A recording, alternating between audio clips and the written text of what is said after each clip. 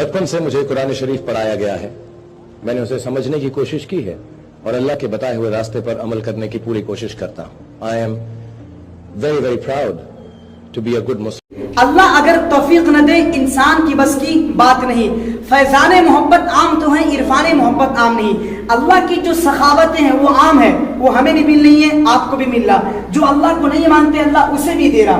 तो अल्लाह की जो सखावतें हैं ये आम है, लेकिन इरफान मोहब्बत, अल्लाह की जो मारिफत है ये आम नहीं है बल्कि ये खास है। अल्लाह जिसे नसीब करता है, अल्लाह जिसे अपने पास करीब करना चाहता है उसे अपने घर का दीदार नसीब फरमाता है, ठीक है ना। तो इरफान मोहब्बत ये खास है और ये खास बंदों पर ही वो इरफान अल्लाह ताला जाहिर करता है। तो मेरे मोहतरम, हज की बहुत फजीलत है, हमें और आपको हज करना चाहिए। हदीस सुन लीजिए और उससे पहले एक बात समझ लीजिए।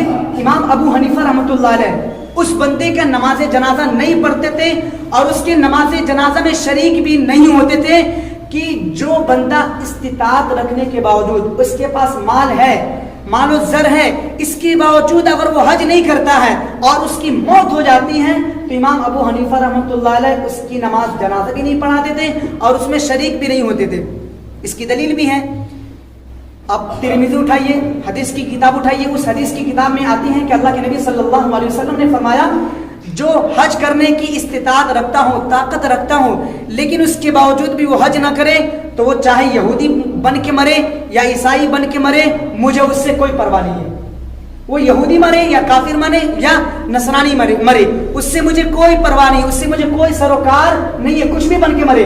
क्योंकि तुम्हें अल्लाह ने नवाजा है तो तुम्हें हज करना चाहिए था, नहीं किए, अब तुम कुछ भी बन के मरो, मुझे उसकी परवाह नहीं है। इसलिए इमाम अबू हनीफा रहमतुल्लाह अलैह उसकी नमाज जनाजा नहीं पढ़ते थे, उसकी नमाज जनाजा में शरीक भी नहीं होते थे। तो हज की बड़ी फजीलत है। अल्लाह के नबी सल्लल्लाहु अलैहि वसल्लम ने फरमाया, जो बंदी हज कर लेता है तो वो ऐसा है जैसा कि वो आज ही पैदा हुआ है। वो ऐसा है जैसा कि आज ही पैदा हुआ, यानी उसके पिछले तमाम गुनाह माफ कर दिए जाते हैं, पिछले तमाम गुनाह माफ कर दिए जाते हैं। तो कितनी बड़ी सआदत है, कितनी बड़ी सआदत है, हमारे पिछले तमाम गुनाह माफ हो जाए। अल्लाह अकबर। और यही नहीं, हम हज क्यों नहीं करते मालूम है? हज करेंगे तो पैसे खर्च होंगे, जबकि हज पे पैसे खर्च नहीं। मेरे मोहतरम, अल्लाह ताला ने वादा किया है जो हज करेगा मैं उसके रिज्क में इजाफा करूंगा, मैं उसको और मालदार कर दूंगा, मैं उसको और गनी कर दूंगा। और हम इसी डर से हज नहीं करते कि जो हमारे पास हमने 10 साल से 20 साल से पैसा जमा करके रखा है, एक मरतबा सफर करके गए और वो पैसा खत्म हो जाएंगे।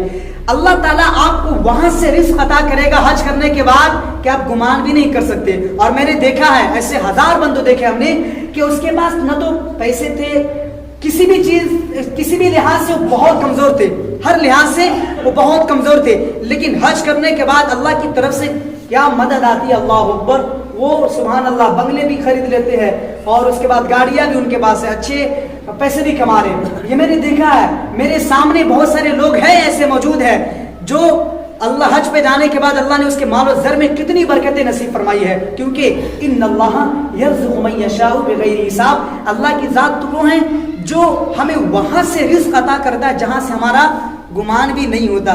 तो इसीलिए हज पे जाने के बाद इंसान को अल्लाह ताला गनी कर देता है, मालदार कर देता है। तो हज करेंगे इंशाअल्लाह। उम्मीद है कि हम में से अक्सर लोग इसके ताकत रखता हो, है ना। तो भाई ताकत रखते तो हज करनी चाहिए, इसके वो शौक पैदा करना चाहिए, अपने दिल में वो तड़प पैदा करनी चाहिए, दुआएं मांगनी चाहिए। जब हम दुआएं करेंगे, अपने दिलों के अंदर तड़प पैदा करेंगे तो अल्लाह ताला इस तड़प पर हमें अपने घर का दीदार नसीब फरमाएगा। क्योंकि कोई भी चीज जो है ना तड़प के बगैर, मोहब्बत के बगैर हासिल नहीं होती है। तो अगर अल्लाह के घर की जियारत करना चाहते हैं तो उसकी तड़प आपके दिल में होना जरूरी है ना। मेरे मोहतरम बुजुर्ग और दोस्तों, दिल में अल्लाह का होना जरूरी है, दिल में अल्लाह की मोहब्बत का होना जरूरी है।